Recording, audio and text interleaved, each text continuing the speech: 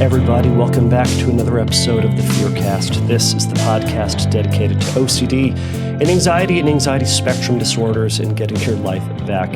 I'm your host, Kevin Foss, and I'm a licensed therapist specializing in OCD and anxiety disorders. Thank you all so much for joining me today for this episode. This is episode 232. It's bonkers to think that this podcast has been going on that long. I don't know what to say, all other than thank you all for sending in questions. The reason this podcast keeps going is you all keep listening and you all keep sending in questions. So the more questions come in, the more podcasts, the longer it can go. So thank you for being a part of this. Again, this podcast is nothing without you, the listener. So thank you all. That's all the gushing I'm going to do. I'm not going to spend more time on that. But if you have a question that you would like to send in, go to fearcastpodcast.com. You can check out every episode there, including the Phobia Friday episodes that I referenced on the last episode. But you can send me a question there. You can also send me a question over at Instagram. I'm Fearcast Podcast over there. Send me an audio question, and that will get to the tippity top of the list. Today, I'm answering a text or a message question and a text question. They sent me an email through fearcastpodcast.com, and I'm going to be answering that question from struggling artists. So they sent me this recently, and I just wanted to answer this one. This one was fun and important, and had a lot of different facets to it. So I'm going to be answering that question. It is a long one, so it's going to be a lot of reading, so I apologize for my reading. That's all I'm going to say. In advance of that, I hope everybody's gearing up for the conference, for the IOCDF conference. If you're going, if you're not, that's totally fine. They do have an online track this year, and you can go online. I'll admit, it's expensive. It's not something that the average or every single person can do, which is frustrating. And it's getting more and more expensive every year. And I'm willing to bet there are probably places that will do scholarships. I don't know if you can reach out to the IOCDF. There are options. There's tons of information out there. There's tons of podcasts and YouTubes and stuff like that are available to folks. But if you are able to go to the conference, go check it out. It's going to be great. It's a lot of great speakers, a lot of great information. If you're going to go to Chicago, I'm going to go to Chicago as well. So if you see me there, say hi or don't. It's up to you. You're the boss of you. But it'll be fun to see who's there, and it's always a joy for me to go and just learn. I'm not speaking this year. I'm just going to go and try to learn and be and just learn how to be a better therapist and learn what's out there to move people further down the road. So I think that's all I'll say about that. Oh, to that end, if going to the conference and paying for the conference is rough, I know there are a ton of local IOCDF affiliates. Go check out the IOCDF. There are local groups. There are going to be online groups available. There's going to be a lot of different options for things that you can do to get involved, to learn, to ask your questions, to try to figure out what to do with all this OCD stuff, how to help your friend, how to help your partner, how to help your parent, and how to help yourself who's just learning about this or has been down the road for years and years and years and are just trying to find new things or better ways to help get you further in your life. So go check it out. All right. So let's get to struggling artist question. Again, so I'm going to do a lot of reading here and try to answer their question as best I can. So I could have edited it down, but I think it would lose a little bit of something. But here we go. All right. So this is from struggling artists. So they say, "Hi, Kevin. Been listening to the podcast a lot. Thank you. Writing this out because it's hard for me to organize my thoughts when speaking. Too long didn't read." That's what TLDR means if you aren't familiar. Anyways, so too long didn't read is I'm being totally overwhelmed by anxiety thinking about trying to start an art business, among other things, and don't know how to move forward. So here's the backstory. My issues have mostly centered around moral or religious scrupulosity. They say I'm Catholic. I converted in 2019 and immediately went full-blown crisis mode around confession, mortal sin. The day I was received into the church, I made my priest hear my confession twice. It got worse from there. I was continually convinced it wasn't working, or I'd forgotten things or had misspoken. So I would go multiple times a week, go to different priests to triangulate their answers, research constantly, be in almost constant panic, often not receiving the Eucharist. I had no idea what was going on. Seeking reassurance from priests would help for a bit, but then something else would trigger and it would go back to the cycle again. This still happens. But I have a bit more self-awareness now after finding the podcast, especially with Father Santa. I realized I fit a lot with OCD patterns. Though, of course, I'm always thinking I don't have OCD and I'm just looking for an easy way out. Super common. All this was surprising me. All this was surprising to me because I hadn't felt anything like this before on the moral dimension, at least. But looking back, I've long struggled with health-related anxiety and cycles of cleanliness and comparison and compulsions that seem to fit the OCD bill. In any case, over the past few years, it seems like it's all getting exceptionally worse or exponentially worse. A major trigger for me is anything financial, tax, contract-related. Any mistake or oversight or miscalculation convinces me that I've committed serious theft or fraud, or I told a serious lie and am damned forever. I've spent a fair amount of time and money trying to fix old mistakes, donating what I eliminate or what I estimate to be the, quote, damages to charity, but still always feeling like it's not enough. I haven't fixed the stain and am permanently unclean. From a podcast, I recognize that maybe a version of just right, or this is a version of just right or contamination mixed with scrupulosity in this. Even when there's no money involved, if there is just any inaccuracy or any paperwork or filing at any point in the past, it feels like everything since then is, quote, infected by the mistake, and my entire life is doomed unless I can correct it, which sometimes isn't possible, or which creates an endless cycle of correcting things, and when having to correct the corrections infinitely until I feel totally hopeless. A major feature in this sense of catch-22 is I get trapped in situations where there is no solution. Then you go on to say, I am an artist, and I have been, and I've become one, and this has become one of the main centers of my obsessions. We could see that coming then. It's been a hobby, but I was hoping to turn it into a business after losing my job earlier this year. Sorry to hear about that, by the way. I was already struggling with massive anxiety around selling 1 or 2 paintings a year. I almost end up having to give most things away to avoid feeling contaminated by lies or mistakes. Obviously, I wouldn't be able to run a small business this way. Researching all the potential business and tax registrations and regulations and permits, quarterly estimates, and on sends me into crisis. Even after doing days on end of research, it seems it'd be impossible for me to avoid doing something wrong, or in the wrong order, or to miss some obscure obligation on page 87 of a 100-page tax document that I don't even know about, and then I'm trapped forever, having made an irreversible mistake that will contaminate my future success I may have. And then any success or earned real money that would make the problem worse, because then I would not just be making money, then I will not just making money from sinful mistake, but also profiting from it. I haven't even started yet, and already I feel like I have to abandon this goal. And even then, I have to burn everything I feel as if I burn everything now, like my compulsions tell me to. It is too late to avoid sin. Gosh, reading like this it makes me anxious and worried, but I'm doing it anyways because I'm messing it up. I'll slow down. How about that? All right.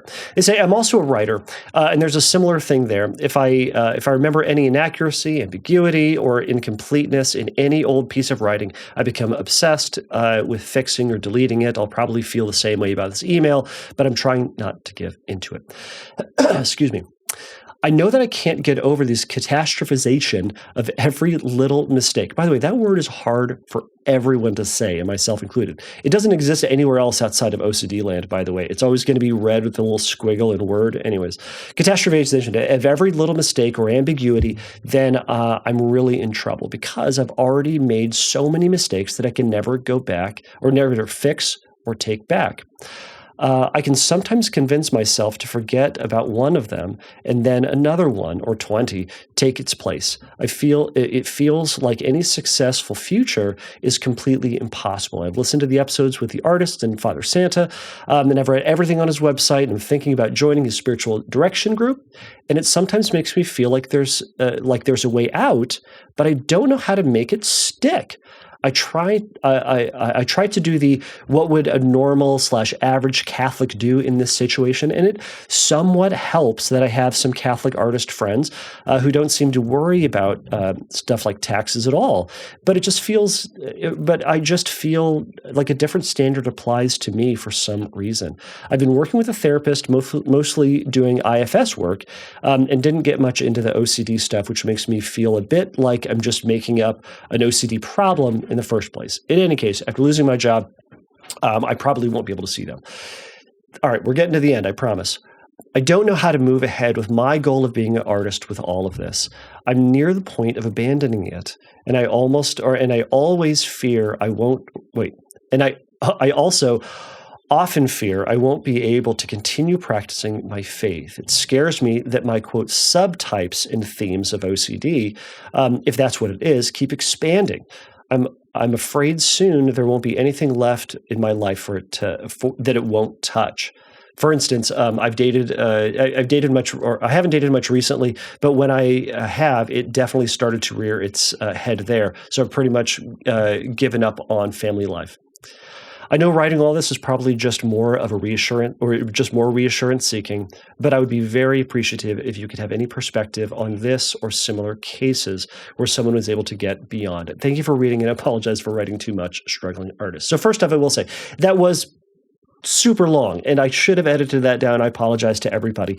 For the record, sending them in, just tighten them up, shorten it, just get to okay. That's all I'll say, but I wanted to read this one out for whatever reason. So, struggling artist, I'm sorry to hear that you're going through all of this. And again, so much of what you're talking about, other people have experienced too, right? There's so much in that of it feeling like it's just kind of grabbing onto the thing that you value the most, or that you care about the most right now, your job, your desire to be this artist, and it just going like, nope, you can't have that. It grabs that. And going into dating, and it's grabbing that, and then going into other things. And yes, it's common for it to start to reach out and to just grab all the things in your life until your life is small and limited and sucks. But it's safe, right? That's why you do it in the first place. That's why all those compulsions and avoidances and reassurances and ruminations exist, to feel safe, to feel like you're doing it okay and doing it right, or at the very least to satisfy that feeling and to not feel like garbage, right? But the problem is, while you're then in that cage, it still happens, and it suggests that maybe you need to make that cage smaller, or tighter, or righter, or better, or more perfect somehow. It's never going to let you off the hook. And that's the frustrating reality of it. And we'll talk about this, and I know we've talked about this before.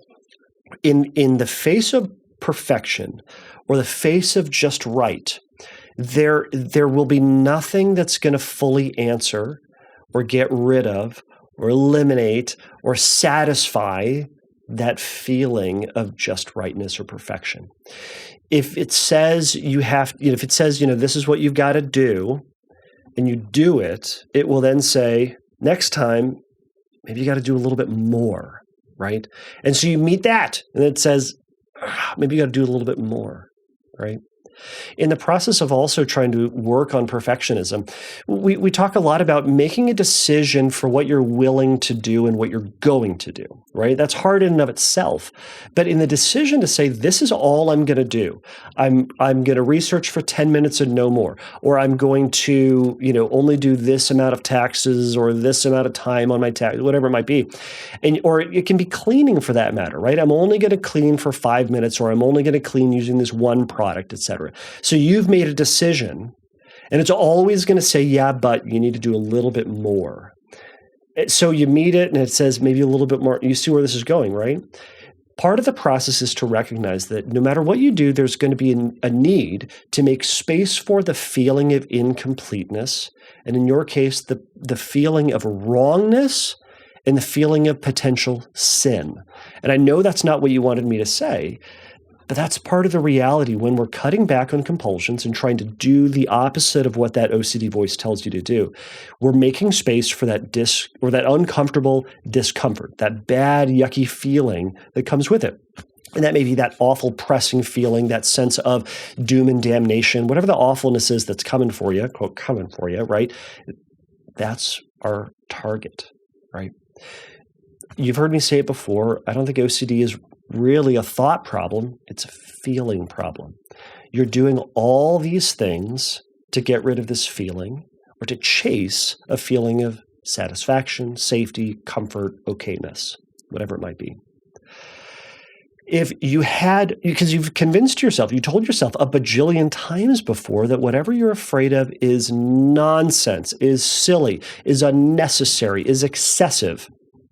And you have examples. You talked about your buddies who are Catholic artists, and you said they don't seem to worry about stuff like taxes at all. They just have different standards, or it just feels like there are different standards that apply to you for some reason. Those standards are there and is evidenced by the feeling that you have. Not by reality, not by real rules, but by fake feeling-based rules of OCD and anxiety.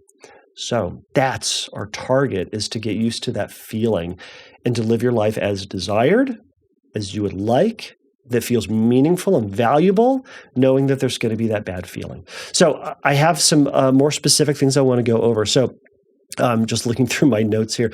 So the first thing I just want to say is you noticed that as you started becoming Catholic, started to go full bore into that, you started going to confession and starting to do all this stuff, and then you would go to confession and it just didn't seem like it was quite working, right? So then you go again, and it didn't really stick. And then you go to a whole third confessor and you go like, all right, where do they match up in what they said? All right, maybe that's what I'll do. And maybe that was right. Okay, now I'll go to this other person and I'll try to gauge what they said, right? All of this is super common and is compulsive and problematic. So right there and then, I think you also acknowledged this. It's important to catch yourself in your compulsions. I'll talk more about this in a moment. But especially for confession for a Catholic, and this will apply to other denominations and other religions out there that have a version of confession, is there's a temptation to chase that feeling of forgiveness, and that feeling may not come. And I would wager with OCD, it ain't going to come. What we need to do is ultimately trust the faith itself, trust what the priest, the pastor, the imam, the rabbi is saying, and go with it. It's the best we got, because you know that feeling is going to lead you astray. It's been doing it, and it's going to keep doing it. So we need to catch ourselves in that desire for the feeling to be eliminated, and instead just go, I'm going to do these things that they say, and I know the feeling is going to be there, and I'm trusting in the doctrine, all right? So there's some great advice for this, and I think this is in which book is that? I think it's in The Doubting Disease. It's advice, actually, maybe The Doubting Disease, it may be this one, which is Understanding Scrupulosity. If you haven't read this book, check it out. It is written by Thomas Santa. So he is a priest. He's the guy who I had on my podcast a while ago. He runs a Scrupulous Anonymous. But kind of the advice is, especially for a Catholic, is find a confessor who understands what OCD is and go see them. Don't go triangulating to somebody else. Don't get a second opinion. Don't get a third opinion. Go to see them and do what they do, or do what they say. Okay, that can help to eliminate some things. So I also think you're right. I think there's certainly that just right or contamination kind of component to this, and certainly that scrup fear is that scrup fear related to this is kind of sending you into the deep end. Let's see here.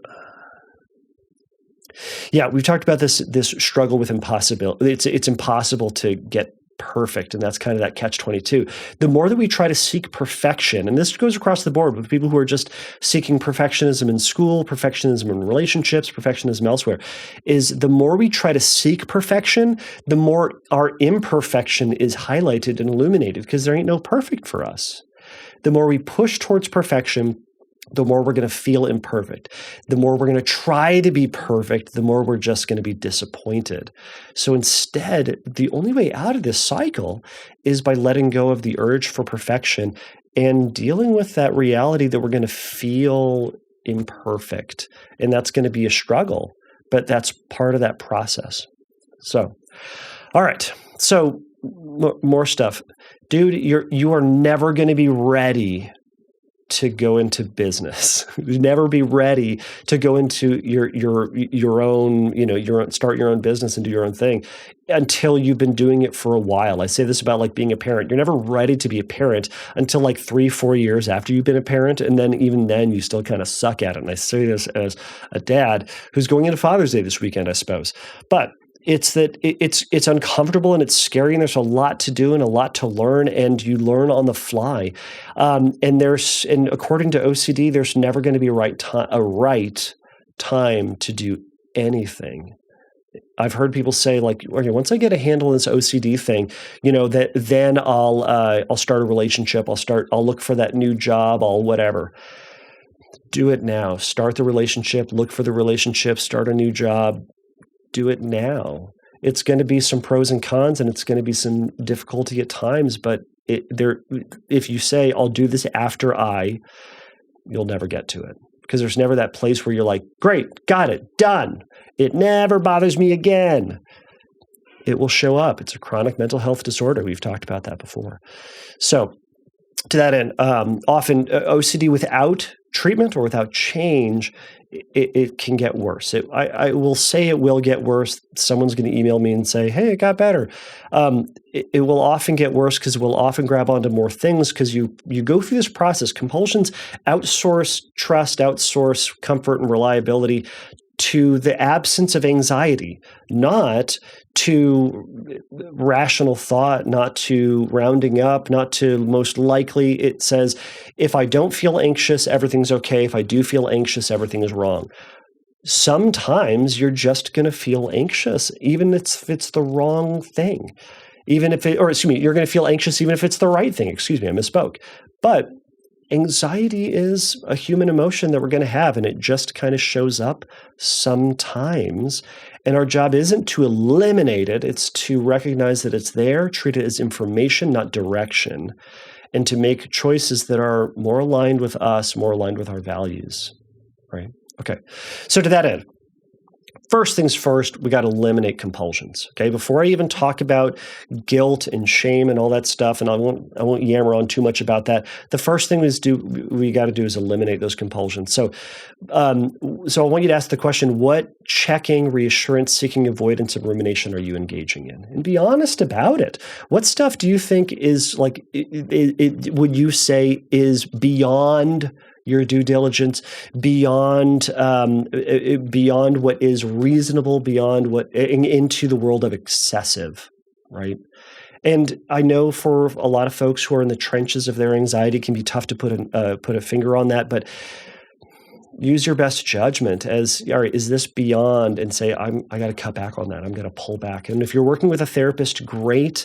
But you can also talk with a friend about that. Talk with your Catholic buddies about that, your Catholic artist buddies, and kind of throw it out there and say, hey, I'm doing this, and see what they have to say. And again, being honest with yourself is important, right? I think a good rule of thumb to this is like, hey, have you already done this? Has the question already been answered previously? Has it already kind of essentially been answered elsewhere? Or is the answer just impossible to get on this end of making the decision? Sometimes that's the case, right? So some of the compulsions, just as an option, I wrote down some of these examples for you to consider and for other folks out there. So are you over-evaluating the types of colors that are being posted for sales or on various socials, and kind of that comparison for colors? I think I edited that part out. So, but you know what I'm talking about. Are you rechecking and checking like the books, right? Are you mentally reviewing past sales or interactions? Are you mentally reviewing the art and what you said about that, right? Are you reviewing your past writings? Are you reviewing your past emails or other communications to look for, quote, lies or evaluate for potential lies? Are you mentally reviewing your confessions for inaccuracies or reviewing the discussions you had with priests to remember their absolution? Are you trying to manufacture the right feelings, right? Are you trying to bring on, like, how do I get that good feeling, that confirmation feeling that I'm okay and everything's okay?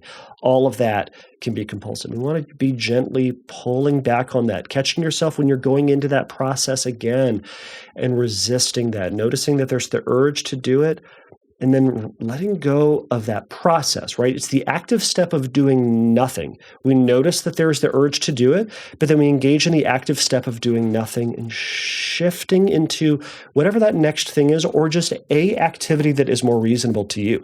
Going for a run, watching TV, doing dishes, doing push-ups, talking to a friend, doing art for that matter. Anything can be more important than that.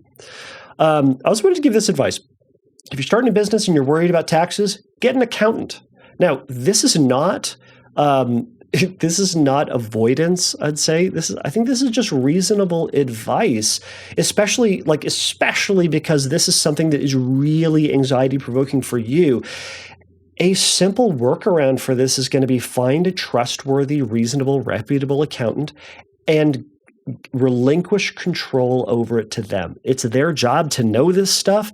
Let them do it. Now, there's always going to be that question in the back of your head about, are they committing tax fraud? Did you give them the wrong information? Did you exaggerate? All right, and those are all those things that you can address and deal with. But to feel like you have to take the weight of the entire tax system on your shoulders and understand all of it is going to be an impossibility. And you already do this anyways. If you had legal problems, you wouldn't go like, well, better go get my JD so I can understand this legal thing. Or if you had health issues, you wouldn't say you got to go get your MD in order to deal with the sniffles and a cough, right? We outsource some of these tasks to other people who are professionals who know what they're doing. This is one of those situations, and to take that one off your list and focus then on other things that you can then manage that are more reasonable. So that would be my just kind of simple, more practical advice, right? Okay, so how do we deal with mistakes? You're going to make mistakes. You're going to oversell, undersell, misspeak, exaggerate, underplay, fill in the blank. We're going to. And we're going to make mistakes. It's important to recognize that is part of who we are. And either sometimes they're going to come to our attention. We're just going to suddenly remember them. Sometimes we're going to be reminded of them. And sometimes, in rare circumstances, a problem will arise because of those mistakes. Again, those are rare. But we kind of want to say, we're gonna accept the possibility that they happened. We're gonna accept the possibility that they will happen, but instead we're gonna focus on what's happening right now, and we're gonna deal with the problems when they come up, when we're reminded of them. It relinquishes us of the need to hold on and the need to control all of it or to eliminate all potential possibilities, right? So, we can accept also in that we're going to grow and that we're going to learn and we're going to do things differently, right? Even in your taxes, in the way you run your business, in the way you do your art, you're growing and changing and moving, and you're going to do things differently. I do not go back and re-listen to the things that I said on the podcast, and I'm sure I would disagree with past self on things that I would say.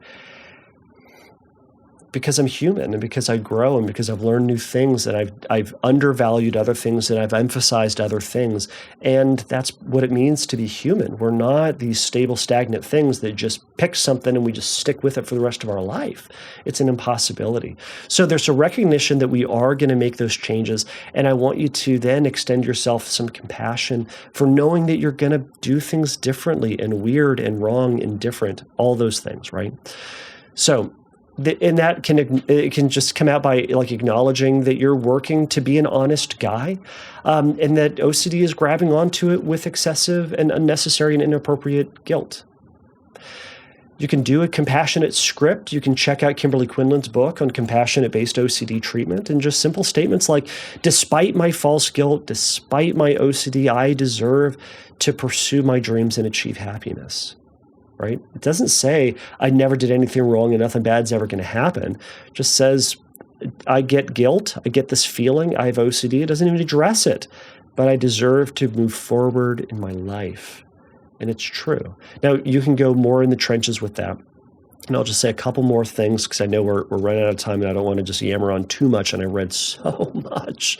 Oh my gosh, I read so much. All right. So here's one thing that you can do in each of those moments is I want you to practice grounding yourself in the moment to what is happening and let go of what isn't happening, okay? So OCD loves drawing terrible conclusions and sending you way off into fantasy land, into rumination, into worry, into the possibility, over into the OCD bubble. Anyways, it's going to freak you out. So the exercise is this: ground yourself in the reality of what is.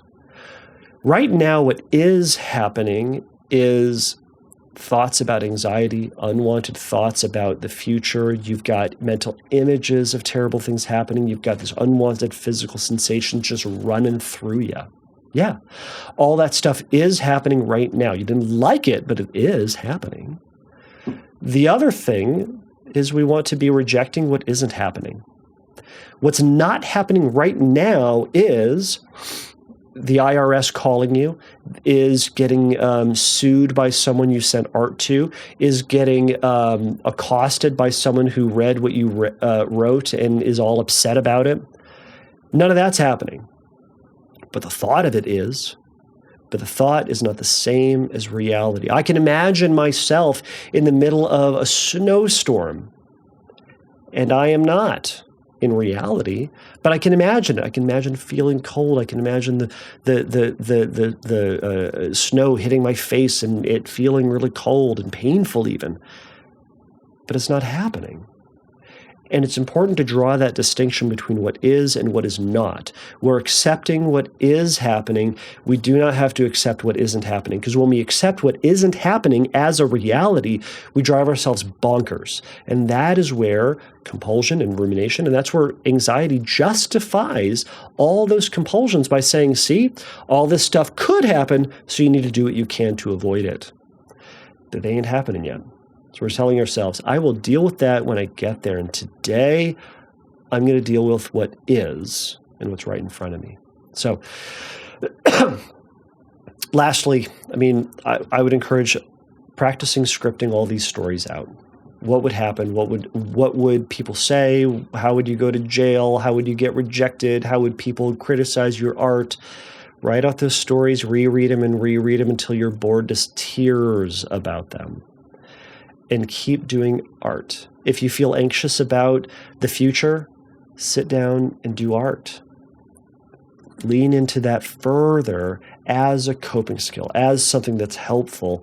And know that that thought is there, but when you let go of that thought and that worry and let yourself get pulled into this thing that I know you love and that you want to do and is kind of the trigger in the first place, the goal would be that you'd get lost in what you're doing and enjoying and letting go of the thing that you don't love and the thing that you were terrified of, right? So it's this process of letting go and grabbing onto, okay? So that's just some basic ideas and some yammering on that I have. So struggling artist, I know this is hard stuff and I really appreciate this. And I also want to say this, when you work on this, when you release some art, when you start getting that success, I want you to reach back out.